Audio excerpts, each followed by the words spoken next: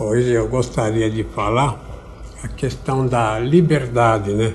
Que foi muito tratada por Immanuel Kant. Então a ideia do Immanuel Kant, que eu gostaria de mostrar aí na tela, veja lá quem é ele. É um famoso pensador alemão, talvez o maior de todos. Então o Immanuel Kant, ele falou que o ser humano quer ser livre para praticar o mal. Então veja a conclusão dele, né? Que a liberdade não é como William of Ockham, que era um pensador inglês, falou, que era a essência do ser humano. A essência do ser humano é o bem, né? Não é ele ser livre para fazer o bem ou o mal, para escolher o que vai fazer. Então, o que nós teríamos que falar sobre a questão da liberdade? Veja um cartaz que eu coloquei aí, o que fala? Olha lá, a liberdade em primeiro lugar. O ser humano quer ser livre para praticar o mal. Então, eu posso lembrar aos senhores o seguinte, que por que o ser humano, né, ele quer ser livre? Então, na criação, o ser humano, ele só podia praticar o bem. E qual é a ideia sobre o mal? Então a própria filosofia traz essa ideia que nós usamos em nosso trabalho, que o mal é a privação ao bem. Quando o ser humano deixa de querer fazer o bem, quando o ser humano deixa de querer ser o que ele é na essência, que é o bem, que é a verdade e que é a estética. Quando o ser humano sai desses três elementos que formam praticamente a essência dele, então veja bem, na essência o ser humano é verdadeiro, o ser humano é bom, o ser humano é belo, vamos dizer. Agora, quando o ser humano não quis seguir o que ele é pela natureza, pela criação, então ele se tornou falso, né? Mentiroso, ele se tornou ruim, quer dizer, doente. Então existe uma relação entre a doença e a atitude do indivíduo em fazer o mal. Quer dizer, mesmo pela natureza, né? O indivíduo deixou de seguir a natureza boa.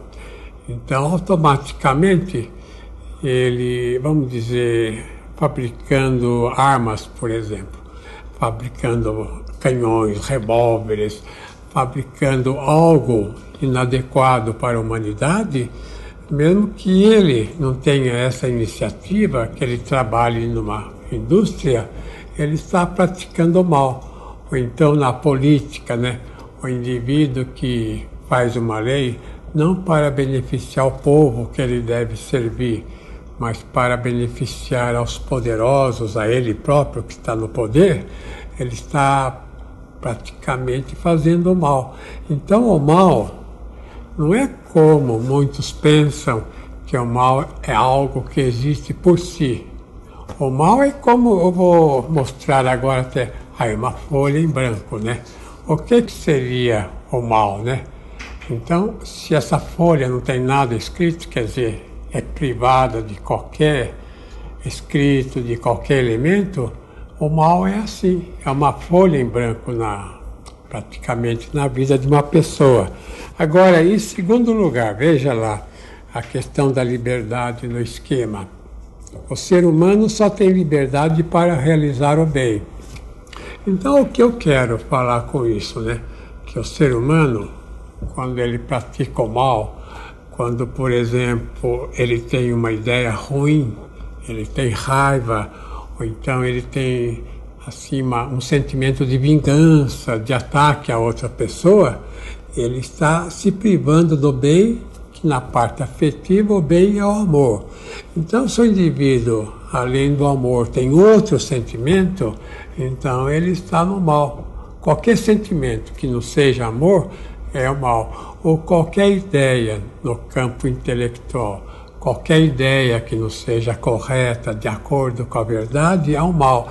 Então, o ser humano, ele não pode, como o William Ockham, né, o pensador inglês, falou, ele não tem liberdade para pensar o que quiser, para pensar o que é ruim, para desejar o mal, para ter inveja, para ter soberba.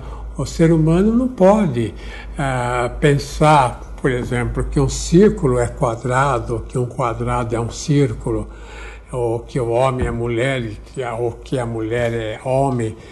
Então, quando ele pensa algo errado, ele está distorcendo a mente dele.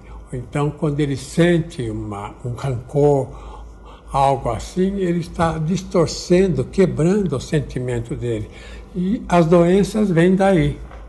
As doenças todas são oriundas dessa conduta, principalmente de inveja, de soberba, né, e de raiva. Agora, veja em terceiro lugar o que eu escrevi, que o livre-arbítrio leva o ser humano para o inferno. Quer dizer, o ser humano quer ser livre demais, então a liberdade que ele quis, isso a gente recorre à teologia, né? Como, aliás, todo cientista, todo pensador foi muito mais teólogo do que pensador mesmo. Se os senhores lembrarem, os senhores vão ver que Platão, ele falou o tempo todo sobre Deus, lá onde nós estaríamos antes de nascer, que era no campo das ideias, em companhia de Deus, né? Só que naquele tempo eles não tinham o monoteísmo, eles falavam de deuses. Então sempre houve um estudo conjunto de teologia com filosofia.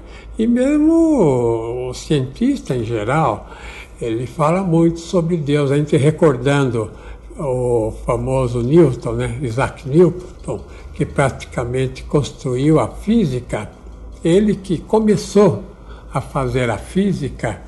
O Newton, ele passou 20 anos só estudando a Bíblia, os 20 últimos anos de vida. E ele falava que todas as descobertas que ele fez na física, veja bem, ele tirou da Bíblia. De maneira que o ser humano, quando resolve ser ele mesmo, né? Quer dizer, quando ele quer fugir dos padrões, por exemplo, ele tem que trabalhar para se sustentar, para viver. E ele não quer fazer isso, ele está fora, né? Então o outro tem que trabalhar para ele. Então existe essa questão muito importante de que o livre-arbítrio estraga a pessoa. E veja em quarto lugar o que eu escrevi, que o livre-arbítrio adveio com a anulação do bem, que o livre-arbítrio é a atitude de dizer não ao Criador. Agora, o que acontece, né, que o ser humano tomou essa atitude? Porque se os senhores notarem, por exemplo, numa indústria, né, a pessoa entra numa indústria para fazer determinado trabalho. E então a indústria experimenta a pessoa. E se ela não faz aquele trabalho, o que acontece? A indústria manda a pessoa embora. É a mesma coisa, por exemplo, na televisão. Um rádio, uma TV, contrata uma pessoa, um locutor para falar, um apresentador. E se a pessoa chega lá e não fala, tem que mandar embora, né? Claro. Então, isso que eu quero dizer na vida, que o ser humano, ele não pode fazer a vontade dele. A vontade dele, geralmente, é a vontade contra o bem. É a vontade contra o que deve ser feito. E essa questão começou na Inglaterra, como eu falei. A Oca, né, aqueles autores da Inglaterra, eles começaram a colocar não a questão da razão na filosofia, mas a questão da vontade. Então eu fiz um novo esquema sobre a vontade. Veja lá o que eu falo. Em primeiro lugar, realizar a própria vontade e aceitar o mal. Então o que eu quero falar com isso? Que o ser humano, ele não está no mundo para fazer o que ele quer, mas o que o mundo precisa, o que, vamos dizer, a questão social precisa, o que a humanidade, o que a civilização precisa. O ser humano não deve fazer o que ele quer, quer dizer, tirar do mundo coisas para ele. Ele deve, tentar ajudar a humanidade, então se pôr a serviço do mundo. Também, em segundo lugar, Por que o indivíduo tem essa vontade invertida? A vontade do homem está invertida por causa da inveja.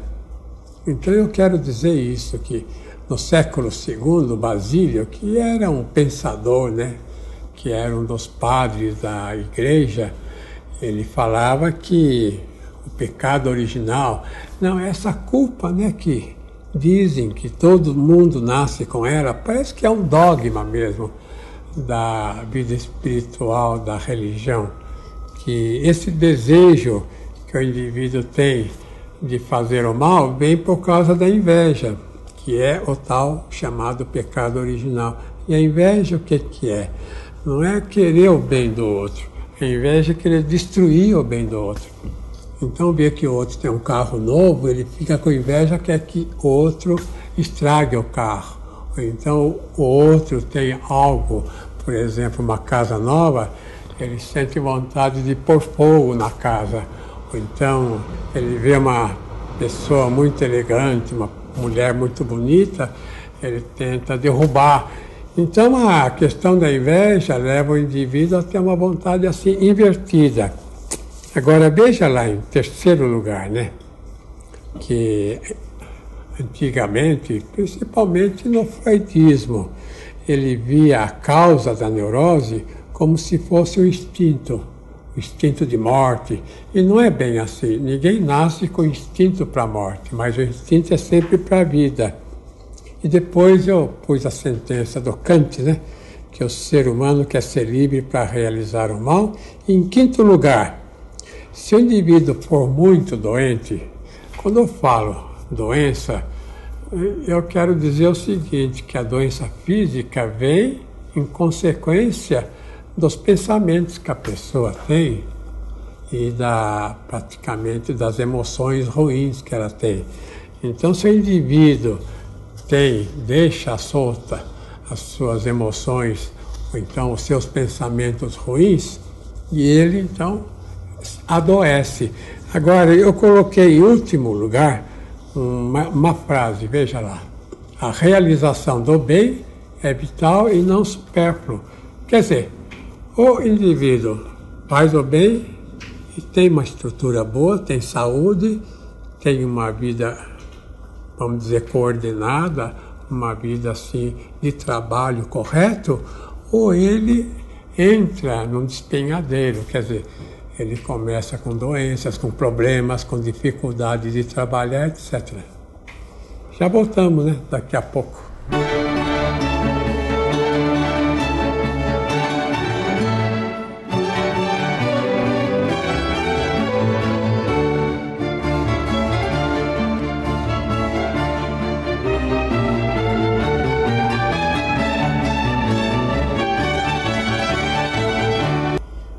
Eu gostaria de dizer isso, né, que o programa é Stop a Destruição do Mundo.